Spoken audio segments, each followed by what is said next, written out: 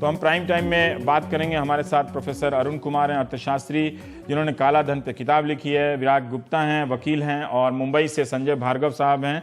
आप पहले mobile banking company और सिटी बैंक में लंबा खासा आपका अच्छा खासा लंबा वक्त रहा है। भार्गव साहब, हम आप ही से शुरू करना चाहते हैं। आपके पास आने से पहले मैं कुछ गूगल सर्च कर रहा था कि फॉर्च्यून पत्रिका में एक रिपोर्ट छपी है 29 अप्रैल की इसी साल की, कि अमेरिका में करीब करीब हर साल 2008 से 2010 के बीच में 458 अरब डॉलर की कर चोरी हुई है, टैक्स इवेजन होती है। 458 अरब, अगर मैंने सही गिनती लगाई है भारतीय मुद्रा में तो ये करीब करीब 31 लाख करोड़ की कर चोरी है। ब्रिटेन में हर साल 16 अरब की टैक्स इवेजन होता है, भारतीय करेंसी में 11,000 करोड़।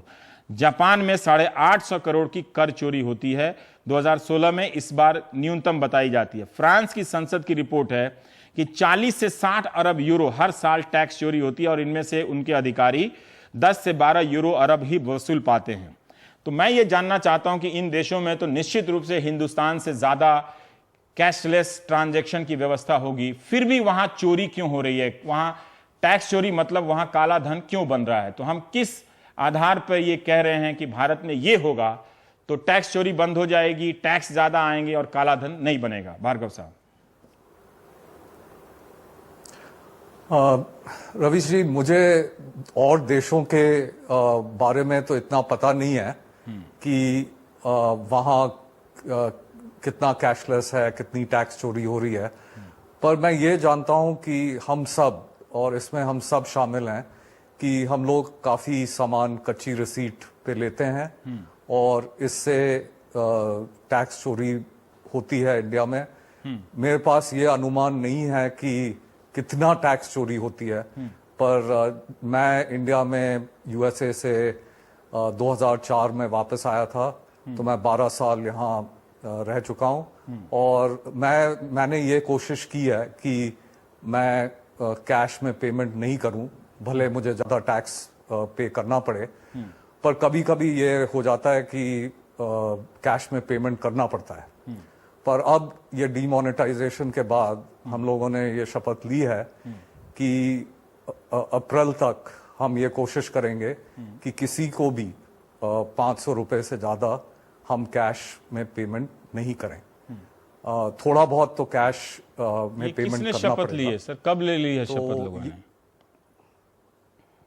ये 500 रुपए ली है। आपने ली? और लोगों के बारे में नहीं कह रहा। आपने शपथ ली है, लेकिन मैं व्यक्तिगत नहीं पूछ रहा हूँ, क्योंकि आप लोग बैंकिंग सिस्टम से जुड़े रहे हैं। मैं ये जानना चाहता हूं कि कैशलेस हो जाने से या कार्ड पे चले जाने से अमेरिका, फ्रांस, ब्रिटेन, जापान, ये 4 आदर्श देश हैं हिंदुस्तान के लिए तकनीकी के मामले में। वहां पर लाखों करोड़ों, हजारों करोड़ की चोरी, टैक्स चोरी अभी भी हो रही है। तो मैं ये नहीं कह रहा हूं कि आप मोबाइल, इंटरनेट और बैंकिंग से इस्तेमाल नहीं होना चाहिए। हम लोग खुद करते हैं, तो कैसे कह सकते हैं कि नहीं करें? ठीक है, लेकिन मैं ये जानना चाहता हूं कि क्या ये कोई सिद्ध थ्योरम है अर्थशास्त्र का कि कैशलेस हो जाने से अर्थव्यवस्था की सारी बीमारियां दूर हो जाएंगी? मैं ये जानना चाहता हूं, या सिर्फ फॉर्म बदल रहा है, रूप बदल रहा है, नोट की जगह हम कार्ड इस्तेमाल कर रहे हैं? जी ठीक है, मैं अमेरिका के बारे में बात कर सकता हूं क्योंकि मैं वहां रह चुका हूं। तो जहां तक मेरा अनुमान है कि वहां पे जो टैक्स चोरी होती है वो बहुत बड़े लोग करते हैं, कॉर्पोरेशंस करते हैं। अच्छा। रिच लोग करते हैं, और जो आम आदमी है वो ज्यादा टैक्स चोरी नहीं करता है, क्योंकि जो वहां का सिस्टम है 1099 का वगैरह, कि अगर आप चोरी करने की कोशिश करें तो पकड़े जाने के चांस बहुत ज्यादा हैं। वहां भी बड़े लोगों को टैक्स चोरी में चांस नहीं है सर? अमेरिका में भी बड़े लोग बच जाते हैं? नहीं, बड़े लोग बहुत लूप होल्स वगैरह निकाल के केमन आइलैंड में पैसा रख के वगैरह वो कर सकते हैं। इंडिया के बड़े लोग तो नहीं करते होंगे ना? ये तो नहीं है कि इंडिया के बड़े लोग तो नहीं करते होंगे। पनामा वाली रिपोर्ट तो झूठी होगी? नहीं, बिल्कुल करते हैं। करते हैं? नहीं, बिल्कुल झूठी नहीं है। तो कैशलेस हो जाने से वो रूट कैसे बंद रहेगा? भार्गव साहब ये बताइए, कैशलेस हो जाने से हम आम लोगों की तो बात कर रहे थे, यानी आम लोग, अमेरिका का हो चाहे भारत का हो, वो न्याय प्रिय है, वो तो कानून से चल लेगा, लेकिन ये बड़े लोग तो दोनों जगह बच रहे हैं सर। हाँ, नहीं, आपकी बात बिल्कुल सही है। कैशलेस होने से ये बड़े लोगों की चोरी नहीं खत्म होगी। यही बात मैं पूछ रहा हूं ना, इतना गुणगान 10 दिनों से अखबार में चल रहा है। जी अरुण कुमार नहीं तो बड़े लोगों की चोरी खत्म करने के लिए दूसरे कदम उठाने पड़ेंगे, कैशलेस से नहीं होगी। मैं यही जानना चाहता हूं सर कि क्या अमेरिका में मेरे दूसरे हिसाब कदम से नहीं आप उठाए गए? आपके देखिए ना, और guess भी- 2008 से 2010 के बीच में 458 अरब डॉलर, बिलियन डॉलर की टैक्स चोरी सालाना हुई है। फ्रांस की पार्लियामेंट रिपोर्ट करती है कि 40 से 60 अरब यूरो की कर चोरी होती है वहां पे, फ्रांस में। ठीक है, जापान का भी वही हाल है, ब्रिटेन का भी 16 अरब यूरो की कर चोरी होती है। तो वहां कैशलेस और सारा टेक्नोलॉजी सब चीज वहां पे डेबिट कार्ड, स्वाइप कार्ड से पेमेंट करते हैं। तो क्या वहां की सरकारों ने कर चोरी के दूसरे रास्ते नहीं अपनाए होंगे? नहीं, उन्होंने जरूर, मैं कर चोरी में एक्सपर्ट नहीं हूं, पर मैं ठीक है जी, ठीक है। अरुण जी देखिए नहीं तो मैं ये व्यवस्था होती है। एक सेकंड, वो कुछ कह रहे हैं, आते हैं, हमें टाइम है एक और सेगमेंट का जी। सब भार्गव साहब आप कह लीजिए, आप कुछ कह रहे थे और रुक गए। नहीं, आप और लोगों से पूछ लीजिए, क्योंकि मैं कर चोरी में एक्सपर्ट नहीं हूं। ठीक है, कर चोरी में आप एक्सपर्ट नहीं है, लेकिन फिर भी मैं तो और जीरो हूं आप लोगों की तुलना से, तो इसलिए बहुत सारे दर्शक देख के ईमेल भी करते हैं कि कौन सही जवाब दिया। मैं आपसे जानना चाहता हूं ऐसा है कि अल्टीमेटली हम क्या इसमें हासिल करते हैं कैशलेस से? जब एक नोट की बदले हम कार्ड यूज करते हैं तो उसमें हम हासिल क्या करते हैं? क्या आयकर कानून बदल जाते हैं इस बीच में? क्या नोट का मूल्यांकन बदल जाता है? क्या जो हम मोबाइल से इस्तेमाल करते हैं वो पैसा फ्री होता है? मैं ये जानना चाहता हूं आपसे। दो सवाल है। एक तो काले धन की चोरी में पैसे का क्या महत्व है, नोट का महत्व क्या है, और दूसरा एक और सवाल इससे जुड़ा कि क्या इलेक्ट्रॉनिक ट्रांजैक्शन करने से काला धन नहीं बनता है तो या टैक्स चोरी नहीं होती? दोनों का पहले जवाब। दूसरा सवाल यही मैंने कहा, दूसरा सवाल ये है।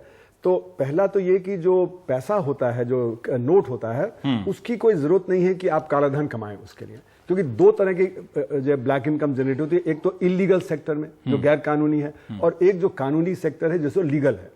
तो जो गैर कानूनी सेक्टर है उसमें आपने नार्कोटिक ड्रग ट्रैफिकिंग किया, आपने कुछ और इस तरह गलत काम किए, आपने नकली दवाएं बनाई वगैरह, है ना। और एक लीगल सेक्टर है, आपने जो आप लॉयर हैं, आप डॉक्टर हैं, हाँ, आपने अपना जो सही आमदनी नहीं दिखाई, आप इंडस्ट्रियलिस्ट हैं, आपने जो अपना जो प्रोडक्शन कम दिखा दिया, आपने उसका प्राइस कम दिखा दिया, अंडर इनवॉइसिंग, ओवर इनवॉइसिंग जिसको कहते हैं, आपने इंटरनेशनल ट्रेड किया तो वहां पे अंडर इनवॉइसिंग, ओवर इनवॉइसिंग कर दिए।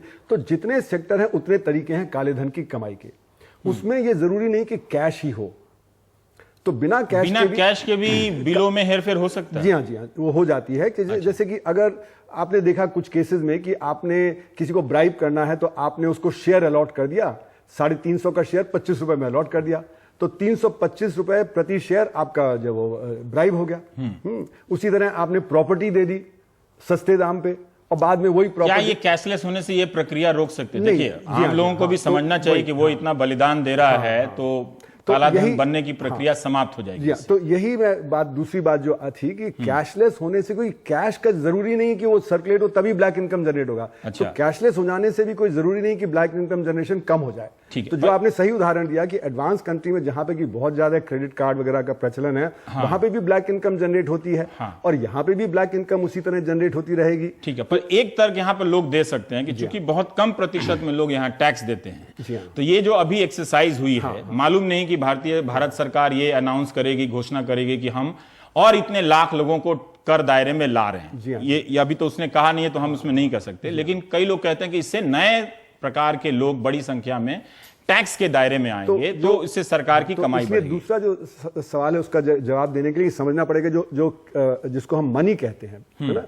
मनी के फॉर्म बदलते रहते हैं। तो पहले सिक्का होता था, सिक्का से जो कागज का नोट बना, कागज के नोट के बाद जो फिर ये आपका जो अब प्लास्टिक आ गया, क्रेडिट कार्ड, डेबिट कार्ड आ गया, उससे अब इलेक्ट्रॉनिक मनी आ रहा है कि आप जो वो उसके, तो पैसे का फॉर्म बदलता रहता है और उस पैसे का जो इस्तेमाल है वो भी बदलता रहता है। तो अब ये कह रहे हैं कि अगर इंटरनेट से होगा या जो क्रेडिट कार्ड, डेबिट कार्ड से होता तो ट्रेल एक बन जाएगा कि आपने कहा जो खर्च किया। जैसे भार्गव साहब ने कहा कि अप्रैल के बाद से 500 रुपए से कम का वो ट्रांजेक्शन नहीं करेंगे, वो खुद पर्सनली नहीं करना चाह रहे, पर अभी तो ऐसी स्थिति आ नहीं रही, क्योंकि हमारा तो एक भाव है, भावना है ना, मतलब उस भावना को देश तो विभाजित है।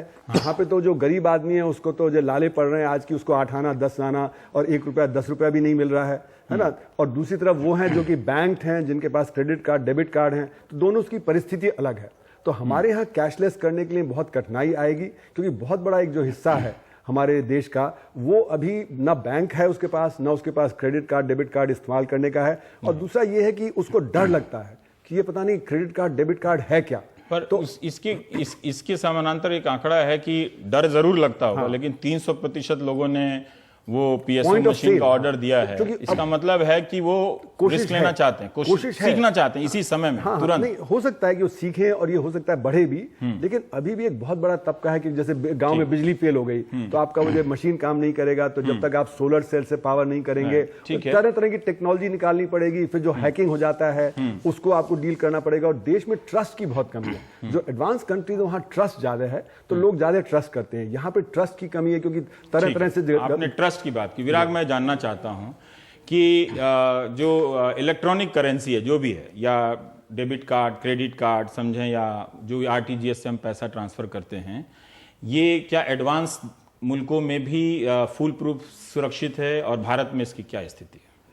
नहीं, ना वहाँ पर सुरक्षित है और ना ही भारत में सुरक्षित है। अभी आपने डेबिट कार्ड का जिक्र किया, तो उसमें जो हमको चिप का इस्तेमाल करना है, उस डेबिट कार्ड की लागत आती है लगभग 40 से 50 रुपए। चूंकि बड़े पैमाने पर जनधन के खाते खुल गए और बैंक खर्चा करने के लिए तैयार नहीं है, तो बैंकों ने उन डेबिट कार्ड्स में पुरानी मैग्नेटिक जो स्ट्रिप थी वही इस्तेमाल करते गए, जिसकी वजह से जो डेटा था पूरा हैक हो गया। और हमको फिर पता चला कि 35 लाख या 65 लाख जो भी डेबिट कार्ड का डेटा चोरी हो गया। तो उसमें हमारे पास सुरक्षा का कोई भी उसमें पुख्ता इंतजाम नहीं है। ये सब अमेरिका जापान में नहीं होता है? नहीं, अमेरिका जापान में भी होता है। वही हम थोड़ा सा उसको अगर अभी जैसे अभी आपने कुछ दिनों पहले सुना कि कैबिनेट की मीटिंग में बोला कि मोबाइल फ़ोन नहीं लाएं, क्योंकि मोबाइल फ़ोन लाने से यहाँ कुछ भी किसी तरीके के प्राइवेसी का संकट हो सकता है। पुष्ट है, लेकिन हाँ, लेकिन मैं दूसरी तरफ अगर आप देखें तो देश में 50 लाख सरकारी अधिकारी हैं और वो उसमें से 40 लाख लोग अभी भी प्राइवेट ईमेल आईडी का इस्तेमाल करते हैं, जिसका कि डेटा अमेरिका और विदेशों में रहता है। हम अगर पहले इस तरह से समझें कि देश में जो कैश इकोनॉमी जो नगदी है वो लगभग 17 लाख करोड़ है और जो बैंकिंग ट्रांजैक्शंस होते हैं वो 800 लाख करोड़ के होते हैं। तो मोटे तौर पे 2.5 से 3% ही हमारा कैश है। तो जो बड़े पैमाने पे जहां पर ब्लैक मनी जनरेट होता है, तो आप पी नोट्स की बात करें, एफडीआई की बात करें, एनपीए की बात करें, सहकारी बैंकों की बात करें, ये हथियारों की दलाली की बात करें, क्या ये सब कैश में ट्रांजैक्शन में होते हैं? ये सारे के सारे ट्रांजैक्शंस पूरे के पूरे ये बैंकिंग ट्रांजैक्शन से ही होते हैं। और जहाँ तक हम इस पूरी प्रक्रिया को ये कैशलेस इकोनॉमी से नहीं खत्म कर सकते हैं, क्योंकि कैश इकोनॉमी का मतलब भ्रष्ट इकोनॉमी नहीं है और कैशलेस इकोनॉमी का मतलब स्वस्थ इकोनॉमी नहीं है। कैशलेस का मतलब स्वस्थ इकोनॉमी नहीं है, नहीं, वो आदर्श व्यवस्था नहीं है। और इसमें पूरी, मान लीजिए कोई दर्शक ये समझ रहे होंगे कि पुरानी व्यवस्था में तो इतनी कमियां है, तो कुछ नया करके देखो। मैं आपको सिर्फ 2 बातें बताता हूँ। जीएसटी आ रहा है, तो जो कैशलेस इकोनॉमी होगी उस इकोनॉमी में क्या है कि जैसे हमने 20 लाख की एग्जेम्पशन लिमिट रखी, तो 20 लाख की एग्जेम्पशन लिमिट में एक चार्ट वाला है जो रोज 10,000 रुपए कमाता है, तो वो चार्ट वाला टैक्स के स्ट्रक्चर में आ जाएगा, तो टैक्स का ढांचा बढ़ जाएगा। तो कैश इकोनॉमी में हो सकता है कि टैक्स की चोरी हो रही हो वो कम हो जाएगी, पर जो कैशलेस इकोनॉमी है उसमें टैक्स की चोरी भी होती है और अपराध भी होता है।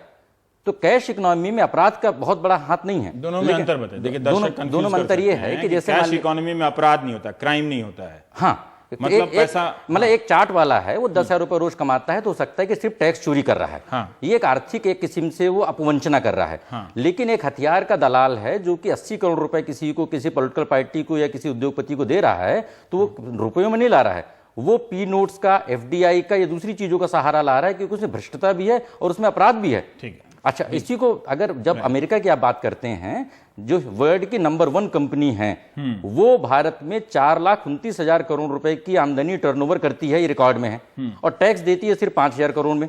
तो इसके लिए क्या कैशलेस इकोनॉमी लाने की जरूरत है? इसके लिए हमको अपने टैक्स के जो हमारी प्रक्रिया है उसमें बदलाव की जरूरत है, जहां पर एक इंटरनेशनल सिस्टम बन गया है कि इंटरनेट कंपनियां अमेरिका में रजिस्टर्ड होती हैं, आयरलैंड में अपना खाता देती हैं, सिंगापुर में सब्सिडरी कंपनी पैदा करती हैं और भारत में संचालित होती हैं। इस पूरी प्रक्रिया में भारत से जो बड़े पैमाने पे जो कैशलेस इकोनॉमी के माध्यम से इंटरनेट कंपनीज का जो एक हम विस्तार कर रहे हैं, पर उन इंटरनेट कंपनी से टैक्स नहीं ले रहे हैं। ठीक है।